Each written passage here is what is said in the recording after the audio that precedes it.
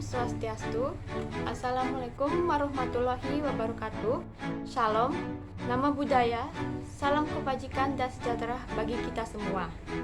Yang terhormat kepada Bapak Imadi Dhamma Sucipta, SPD MPD, selaku dosen pembimbing mata kuliah Bahasa Indonesia, serta teman-teman yang sedang menonton video ini. Di sini, kami dari kelompok 3 akan menjelaskan materi mengenai ejaan bahasa Indonesia. Sebelumnya, izinkan kami memperkenalkan diri masing-masing. Dimulai dari saya, perkenalkan, nama saya Amanda Putri Sania, nomor absen 21. Di sini saya selaku menjadi moderator. Dan perkenalkan rekan-rekan dari kami. Perkenalkan, nama saya Nirwayu Cahaya Dewi dengan NIM 21156130015 sebagai pembicara 1. Perkenalkan, nama saya Komama Sardiasa dengan NIM 21156130045. Di sini saya sebagai pembicara 2. Perkenalkan, nama saya Pani Putu Esika Putri, nomor absen 26. Di sini saya sebagai pembicara 3. Dalam materi ejaan bahasa Indonesia terdapat 3 pokok bahasan. Yang pertama, ada pengertian ejaan. Yang kedua, perkembangan ejaan yang ada di Indonesia. Dan yang ketiga, ada pedoman umum ejaan bahasa Indonesia yang baik dan benar. Untuk itu, kepada pembicara 1 yaitu Wahyu, saya persilakan. Pengertian ejaan adalah cara atau aturan menuliskan kata-kata dalam huruf. Secara umum, ejaan dikatakan sebagai aturan yang mengatur penulisan bahasa huruf menjadi kata dan kata-kata menjadi kalimat. Perbedaan ejaan yang disempurnakan dengan ejaan bahasa Indonesia terdapat pada penambahan huruf vokal di form E. Yang kedua, penulisan huruf kapital pada IYD digunakan dalam penulisan nama orang tidak termasuk julukan, sedangkan pada ID huruf kapital digunakan sebagai huruf pertama tidak termasuk nama orang, tidak termasuk julukan. Yang ketiga, ada penulisan huruf cetak tebal. Yang keempat, ada penggunaan partikel pun. Yang kelima, ada penggunaan bilangan.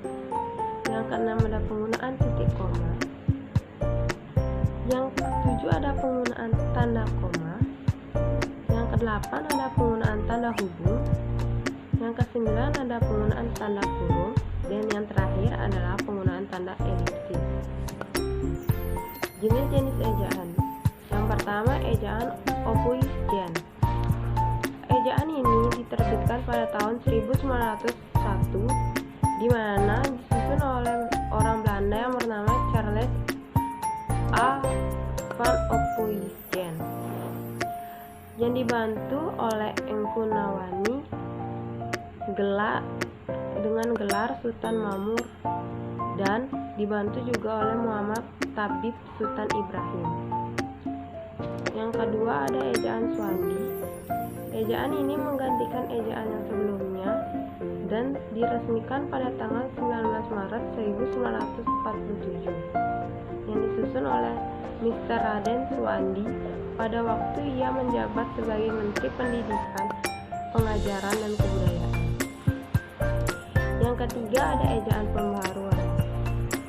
Ejaan ini disarankan oleh Profesor Muhammad Yamin sebagai saran untuk memperbarui atau menyempurnakan ejaan Swandi sebelumnya. Yang ketiga, ada ejaan Melindu. Melindu ini merupakan akronim dari Melayu Indonesia yang pada tahun 1959 melakukan kerjasama antara Indonesia dan Persekutuan Tanah Melayu, dalam hal ini adalah Malaysia. Yang kelima, ada ejaan LBK atau Lembaga Bahasa dan Kesusastraan. Ejaan ini bisa dibilang adalah lanjutan dari ejaan Melindu, yang dimana panitianya juga merupakan campuran antara Indonesia dan Malaysia yang dibentuk pada tahun 1967. Yang keenam, ejaan yang disempurnakan. Ejaan ini berlaku sejak tahun 1972 sampai 2015. Ejaan ini mengatur secara lengkap tentang kaidah bahasa Indonesia, antara lain tentang unsur bahasa serapan, tanda baca, pemakaian kata, pelafalan huruf E, penggunaan huruf kapital, dan penggunaan cetak miring. Yang terakhir adalah ejaan bahasa Indonesia atau EBI. EBI adalah ejaan yang baru diresmikan pada tahun 2015 yang dilatar belakangi dengan perkembangan pengetahuan, teknologi, serta seni sehingga pemakaian bahasa Indonesia semakin luas, dan juga ejaan ini menyempurnakan ejaan sebelumnya. Pemakaian huruf. Yang pertama adalah ada huruf abjad. Huruf abjad terdiri dari 26 huruf, yaitu dari A sampai Z.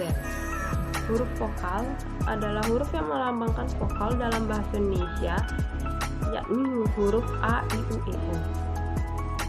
Huruf konsonan adalah huruf yang melambangkan konsonan dalam bahasa Indonesia yang terdiri atas 21 huruf. Yang keempat ada huruf diftong. Di dalam bahasa Indonesia terdapat 4 huruf diftong yang dilambangkan dengan gabungan huruf vokal AI, AU, EI, dan OI. Yang kelima ada gabungan huruf konsonan. Gabungan huruf konsonan ada KH, NY, dan EY, dan SY. Yang keenam ada huruf kapital.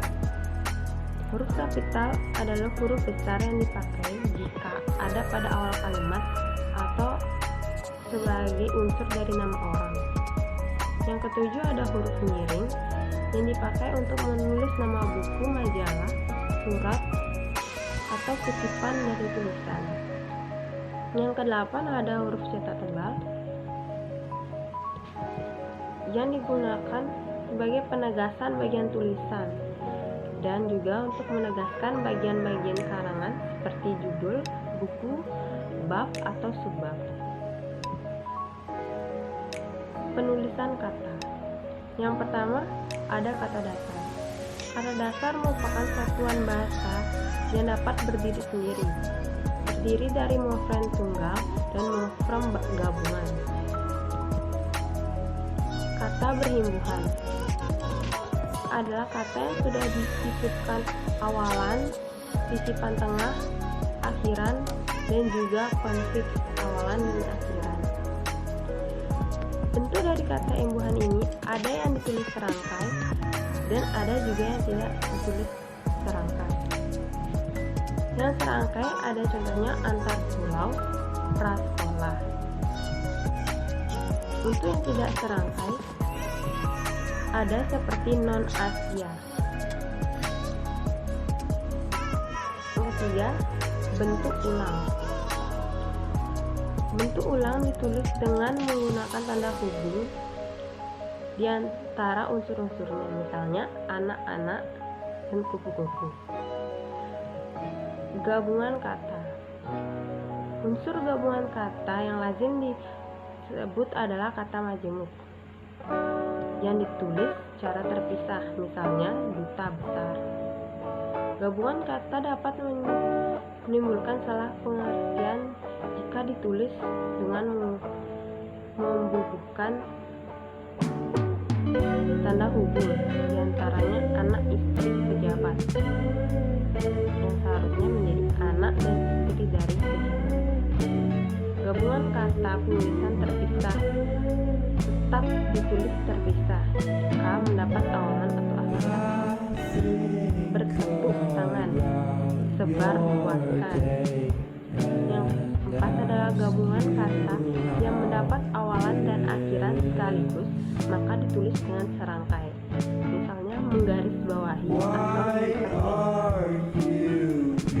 gabungan kata yang sudah padu ditulis serangkai, misalnya radioaktif dan ada kalanya. Pemenggalan kata. Jika di tengah kata terdapat huruf vokal yang berurutan, pemenggalan dilakukan antara kedua kata. Misalnya buah, saat, man. Yang kedua ada huruf diptong ai, au dan i dan oi tidak dipenggal. Misalnya pandai, aula, saudara. Yang ketiga, jika di tengah kata dasar terdapat huruf konsonan, di antara dua huruf vokal pembengalan dilakukan sebelum huruf vokal itu. Misalnya bapak, lawan, mutakhir. Kata depan. Kata depan seperti di, ke, dan dari ditulis terpisah dari kata yang mengikutinya. Misalnya, kain itu disimpan di. Baik, di sini saya akan melanjutkan materi dari semester 1 di materi penulisan kata pada bagian partikel. Di partikel ini ada partikel lah, kah, dan tah. Ditulis rangkaian dengan kata yang mendahulunya. Misalnya, janganlah buang sampah sembarangan. Yang kedua, partikel ada pun dan per ditulis terpisah dari kata yang mendahulunya. Misalnya, jika ibu mencuci di dapur, ayah pun mencuci di tempat itu. Catatan, partikel pun yang merupakan unsur kata yang ditulis rangkaian. Misalnya, bagaimanapun kita harus selesaikan masalah ini. Yang ketiga ada partikel per yang demi tiap mulai ditulis terpisah dari kata yang mengikutinya. Para siswa dipanggil satu persatu. Lalu bagian H, singkatan dan akronim. Singkatan nama orang, gelar, sapaan, jabatan, atau pangkat dengan tanda titik pada setiap unsurnya singkatan itu. Misalnya M.T. Mas Tirto Dano Haryono. Yang kedua, singkatan yang terdiri atas huruf setiap kata nama lembaga pemerintahan dan ketenagakerjaan lembaga pendidikan, badan organisasi, serta nama dokumen resmi ditulis dengan huruf kapital tanpa tanda titik. Misalnya UI, Universitas Indonesia. Yang ketiga, kan yang terdiri atas huruf awal setiap kata yang bukan nama diri ditulis dengan huruf kapital tanpa tanda titik. Misalnya KTP, kartu tanda penduduk. Lalu yang keempat, singkatan yang terdiri atas 3 huruf atau lebih diikuti dengan tanda titik. Misalnya DLL titik dan lain-lain. Yang kelima, singkatan yang terdiri atas 2 huruf yang lazim dipakai dalam surat menyurat. Masing-masing diikuti oleh tanda titik. A titik, N titik, yang artinya atas nama. Keenam, lambang kimia. Singkatan satuan tan, takaran, timbangan, dan mata uang tidak diikuti tanda titik. Misalnya KG, yang artinya kilogram. Yang ketujuh, akronim nama diri yang terdiri atas huruf awal setiap kata ditulis dengan huruf kapital tanpa tanda titik. Misalnya LIPI, LIP, Lembaga Ilmu Pengetahuan Indonesia. Yang ke-8, akronim nama diri yang berupa gabungan suku kata atau gabungan huruf dan suku kata dari kata ditulis dengan huruf awal kapital. Misalnya Bulog, Badan Urusan Logistik. 9, akronim bukan nama diri yang berupa gabungan huruf awal dan suku kata atau gabungan suku kata ditulis dengan huruf kecil. Misalnya Susbud, Sosial Budaya, dan Toserba atau Pusat Belanda. Lalu masuk ke bagian angka dan bilangan. Arab atau angka Romawi lazim dipakai sebagai lambang bilangan atau nomor. Ini contoh dari angka Arab dan angka Romawi. Lalu yang kedua, bilangan dalam teks yang dapat dinyatakan dengan 1 atau 2 kata ditulis dengan huruf kecuali jika dipakai secara beruntun, seperti dalam rincian. Misalnya, mereka bermain 3 babak. Lalu bilangan pada awal kalimat ditulis huruf. Misalnya 1000 orang mengantre makanan gratis. Pada awal kalimat tidak dapat dinyatakan dengan 1 atau 2 kata, susunan kalimatnya diubah. Misalnya di perpustakaan itu terdapat 320 buku sastra. Lalu yang kelima, menunjukkan bilangan dasar sebagian dengan huruf supaya lebih mudah dibaca. Misalnya, Pak Santoso memiliki utang 720 miliar rupiah kepada bank. Ini agar tidak menyulitkan penulis karena saking banyaknya nol. Lalu yang keenam, angka dipakai untuk menyatakan ukuran panjang, berat, luas, isi, dan waktu serta nilai uang. Misalnya 5 jam, 20 menit, 5 liter. Yang ketujuh, angka dipakai menomori alamat, jalan, rumah, atau apartemen. Misalnya Jalan Ken Umang, Pak Romawi, nomor 3. Yang ke-8, Angka dipakai untuk menomori bagian karangan atau ayat kitab suci, misalnya surat Yasin bagian 9. Yang ke-9, penulisan bilangan dengan huruf dilakukan sebagai berikut. Bilangan utuh contohnya 19. Yang ke-10, penulisan bilangan tingkat, misalnya Perang Dunia II, abad 22, abad 62. Lalu, tulisan angka yang mendapat akhiran 14 tahun 1980-an. Ini menandakan kisaran di tahun 1980 sampai sekian. Lalu yang selanjutnya, bilangan yang digunakan sebagai unsur nama geografi ditulis dengan huruf, misalnya Kelapa 2, Simpang 5. Dan dikatakan tagan, U dan Kau ditulis serangkai dengan kata yang mengikutinya. Sedangkan Ku, Mu, dan Ya ditulis serangkai dengan kata yang mendahulunya. Misalnya, barangnya telah kujual. Lalu kita masuk ke kata sandang. Kata si dan sang ditulis terpisah dari kata yang mengikutinya. Misalnya, surat itu dikembalikan kepada si pengirim. Huruf awal sang ditulis dengan huruf kapital jika merupakan unsur nama Tuhan. Dan kita harus berserah diri kepada Sang Pencipta. Dan contoh lainnya seperti pura dibangun oleh umat Hindu untuk memuja Sang Hyang Widiwasa. Masuk ke materi penggunaan tanda baca. Sama penggunaan tanda baca titik. Berikut ini penggunaan tanda baca titik yang perlu kita ketahui. Yang pertama, penanda berakhir kalimat. Fungsi tanda titik yang paling utama adalah sebagai penanda berakhir kalimat. Untuk kalimatnya, Ais melakukan teknik menulis buku-buku berdasarkan pengalaman pahitnya. Titik. Yang B, tanda dalam penulisan bagan, ikhtisar atau daftar. Contohnya, 5 titik daerah istimewa Yogyakarta, 1 titik patokan umum, 1.1 selisih karangan. C, pemisah angka, jam, menit, dan detik. Tanda titik juga dapat digunakan sebelum memisah angka, jam, menit, dan detik. Hal ini disebabkan tanda tersebut sering digantungkan pada titik 2. Contohnya, pukul 21.25.07 atau pukul 21.25 menit detik.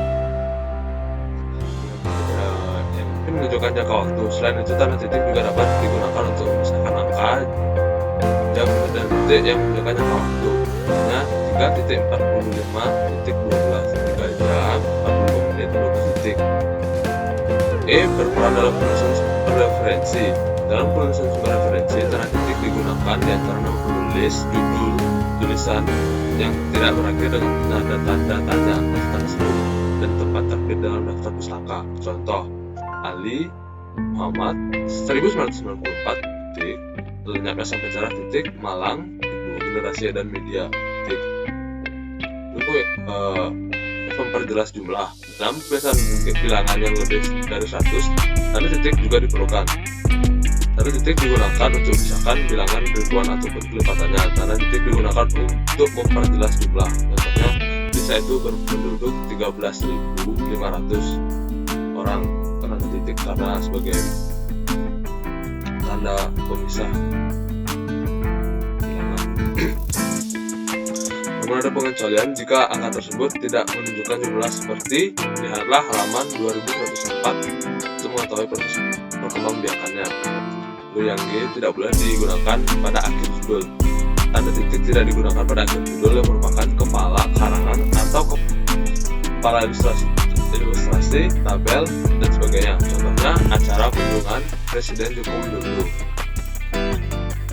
Lalu H, tidak boleh digunakan pada kepala surat. Tanda titik tidak dipakai dalam kepala surat. Lebih tepatnya, tanda tersebut tidak akan digunakan di belakang alamat pengirim dan tanggal surat atau nama dan alamat penerima surat. Contohnya, Jalan Imam Bonjol 55, Surabaya, kantor penerbit Z. Lalu kita masuk ke bagian 2, penggunaan tanda baca koma. Berikut fungsi tanda baca koma yang perlu kita ketahui. Yang A digunakan di tengah kalimat. Contohnya, Sinta membeli garam, gula, penyedap rasa, dan cuka di warung sebelah. Lalu yang B, peringan kalimat. Nah, koma digunakan untuk memisahkan kalimat setara yang satu dari kalimat setara berikutnya. Dahulu kata seperti tetapi, walau, namun, atau melainkan. Contohnya, pertunjukan itu sungguh menarik, tetapi membahayakan penonton di sekitarnya. B, C, memisahkan anak dan induk kalimat. Tanda koma digunakan untuk memisahkan anak kalimat dari induk kalimat jika anak kalimat itu mendahului induk kalimatnya. Contohnya, kalau tempat itu cukup luas, kita akan pakai tempat itu. Lalu, belakang kata antar kalimat. Koma digunakan di belakang kata-kata atau ungkapan penghubung antar kalimat yang terdapat pada awal kata atau kata-kata tersebut adalah oleh karena itu, maka dari itu lagi pula. Contohnya, titik-titik, jadi koma kita sebaiknya pergi secepatnya. Yang misalkan, nah, koma juga digunakan sebagai pemisahkan kata dengan di kalimat. Artikel tersebut adalah kata seperti oh iya, wah, aduh, kasihan, hati-hati, ya sudah. Ya, wow, ternyata kata-kata itu sangat canggih. Misalkan ketika langsung sering ditemukan dalam bentuk percakapan pada buku, tanda koma digunakan untuk memisahkan ketika langsung dari bagian lain dalam kalimat. Contohnya, kata paman, jangan menengok kata paman, ma, tanda petik, jangan menengok ke belakang ketika berjalan dengan kuburan, tanda petik. Untuk identitas yang ditulis berurutan, koma digunakan di antara nama dan alamat, bagian-bagian alamat, tempat dan tanggal, dan nama tempat dan wilayah atau negeri yang ditulis berurutan. Contohnya, berkas ini harap dialamatkan kepada Dekan Fakultas Teknologi Pertanian. Yang H, penulisan daftar pustaka. Dalam penulisan daftar pustaka, tanda koma digunakan untuk menceraikan bagian nama yang dibalik susunannya. Di loka, koma, Bambang, titik 2001 titik pangan dan gizi titik Semarang titik 2 Badan Penerbit Universitas dipenuhi guru. Sekian presentasi dari saya. Mohon maaf jika masih banyak kesalahan dan kekurangannya. Akan dilanjut dan presentasi ini akan dilanjutkan oleh pembicara ketiga. Kini saya sebagai pembicara ketiga, saya akan menuliskan penulisan daftar pustaka. Dalam penulisan daftar pustaka, tanda koma digunakan untuk menjelaskan bagian nama yang dibalik setelahnya. Contohnya, di loka, koma, Bambang titik 2001 titik pangan dan gizi titik Semarang titik 2 Badan Penerbit Universitas dipenuhi guru. Baca catatan kaki, contohnya V.C.S Rifadi minta bahasa Indonesia untuk mengarahkan cepat titik 2 UP Indonesia titik 9 bulan tutup halaman titik 4. Tulisan gelar, tanda koma digunakan di antara nama dan gelar akademik yang mengikutinya untuk membedakannya dari nama titik verba atau marga. Contohnya V.Sasi Kirana, S titik H titik. Dalam penulisan bilangan, tanda koma digunakan untuk membuka angka persepuluhan atau di antara rupiah dan sen yang ditekan dengan angka. Contohnya Rp10,49. Pada kalimat bertingkat, kalimat bertingkat juga membutuhkan tanda koma. Titik tanda koma digunakan untuk mengapit keterangan tambahan yang sifatnya tidak membatasi titik. Contohnya, temanku Koma Irfan adalah orang yang sangat rajin. Menghindari salah baca, tanda koma digunakan untuk menghindari salah baca. Misinterpretation di belakang keterangan yang terdapat pada kalimat. Contohnya, dalam penggunaan pengembangan bahasa, tidak digunakan untuk menjelaskan tanda koma tidak digunakan untuk menjelaskan bagian lain yang menghubungnya. Dalam penulisan itu penjelasan diberikan pada banyak gunakan tanda bacanya. Berikut fungsi tanda bacanya pada tertulis. Tanda untuk menandakan sesuatu. Contohnya, sejak kapan maka petugas Semarang digunakan tanda kurung. Saat ini digunakan dalam tanda kurung untuk mengatakan kan atau yang seperti identifikasi kebenarannya. Contohnya, demi dilantik oleh pelaku tanpa atas dari penggunaan tanda baca saya dengan contohnya selama tidak ada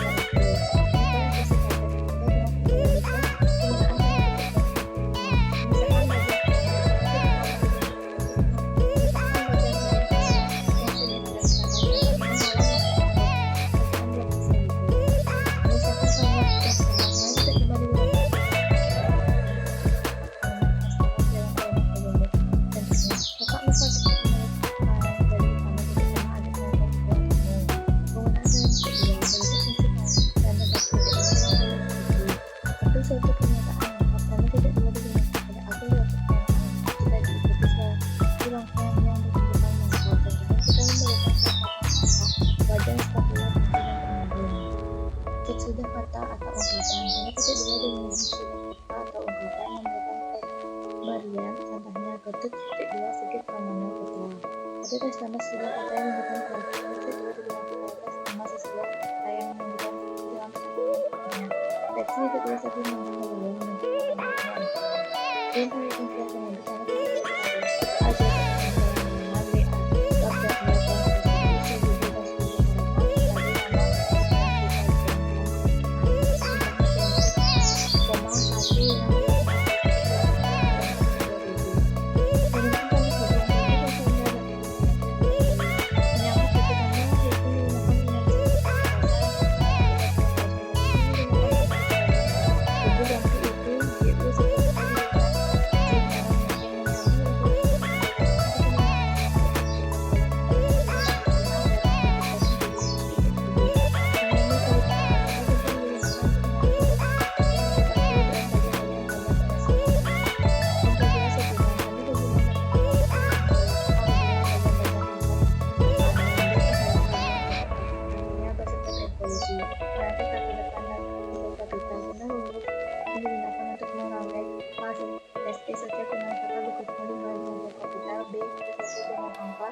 C. Angka dengan step AN, D. Singkatan berhuruf kapital dengan penambahan kata, dan E. Nama jabatan lengkap.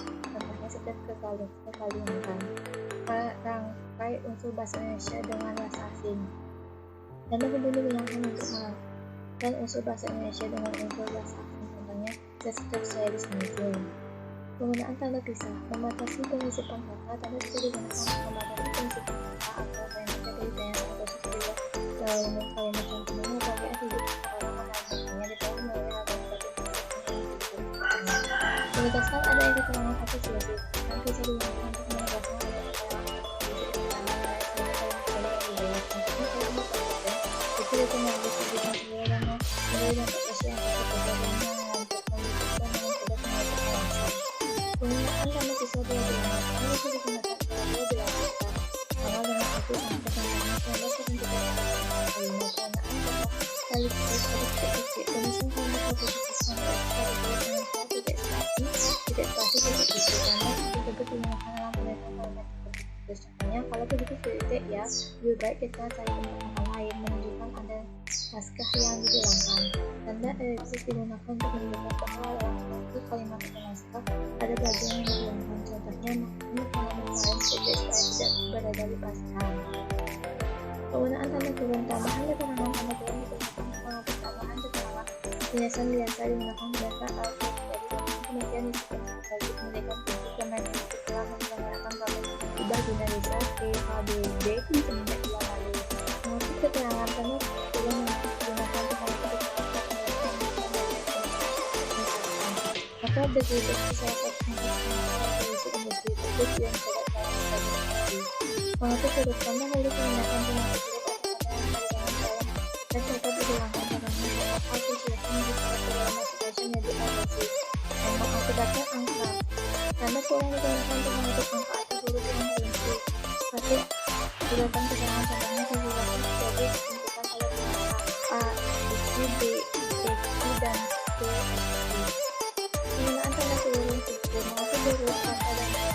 Tanda kurung tersebut digunakan untuk mengatur huruf kata dan kata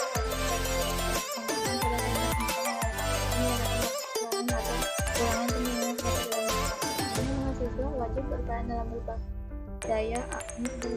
masyarakat berintegrasi. Mengatur keterangan tanda kurung itu digunakan untuk mengatur keterangan dalam kalimat penjelas yang sudah tanda kurung. Contohnya, kesamaan dalam metode pembelajaran itu perbedaannya selama 20-3 begitu juga melakukan output yang lebih cepat sama dengan tujuan awal.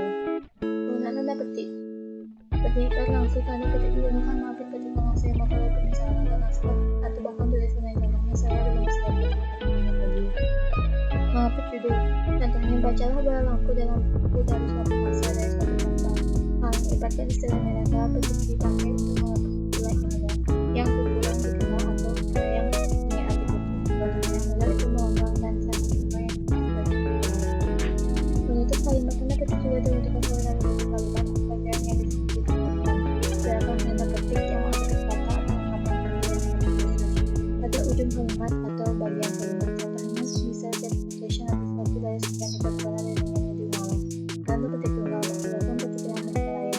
Tanda petik di tunggal menggunakan tanda petik dalam petik lain menulis. Mengatur makna petik tunggal dalam tekstilnya digunakan untuk mengatur makna yang mengatur organisasi. Menurut organisasi lagi berpetik menggunakan tanda garis miring dipakai untuk menambah suatu Hanya sebenarnya dalam titik menulis dipakai dalam nomor surat atau nomor pada kalimat dan penandaan masa tahun yang terbagi dalam 2 tahun takwin. Contohnya 0.096 garis miring garis miring dikti garis miring 2002. Mengganti kata hubung, tanda garis miring dipakai sebagai ganti kata dan atau contohnya pria atau wanita. Penggunaan tanpa almas menunjukkan penyelaan bagian kata, tanda penyikat atau digunakan untuk menunjukkan penyelaan bagian kata atau kata. Atau bagian angka tahun, contohnya Junulah yang menggunakan bola selayang bola. Penggunaan kata kursus tanda untuk dalam teks menulis juga terkadang menggunakan bahasa Jepang ataupun kata khusus atau bahasa asing, contohnya bukan Syafi oleh Syafi atau Syafi. Sekian presentasi dari saya. Terima kasih kepada 3 pembicara kita atas materi yang telah disampaikan. Untuk itu, saya akan menyampaikan kesimpulan pembahasan kita hari ini. Dalam pembahasan kali ini, saya dapat simpulkan, yaitu secara umum, ejaan dapat diartikan sebagai aturan penulisan huruf, aturan penulisan kata, dan penggunaan tanda baca. Berdasarkan pengertian tersebut, ejaan memiliki 3 lingkup, yaitu pertama, penulisan huruf. Penulisan huruf diatur mengenai huruf kapital dan huruf miring. Yang kedua, penulisan kata. Penulisan kata diatur dalam penulisan kata maupun akronim dan serapan. Yang ketiga, ada penggunaan tanda baca. Penggunaan tanda baca diatur dalam berbagai penggunaan tanda baca yang terdapat dalam bahasa Indonesia.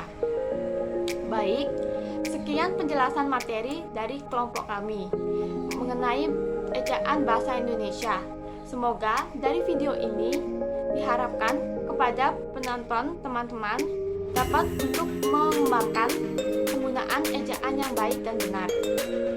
Bila ada kesalahan kata maupun penyampaian materi tidak jelas dari kelompok kami, saya selaku jadi moderator mohon maaf sebesar-besarnya. Saya tutup dengan Om Santi Santi Santi. Wassalamualaikum warahmatullahi wabarakatuh. Shalom, nama budaya dan salam kebajikan bagi kita semua.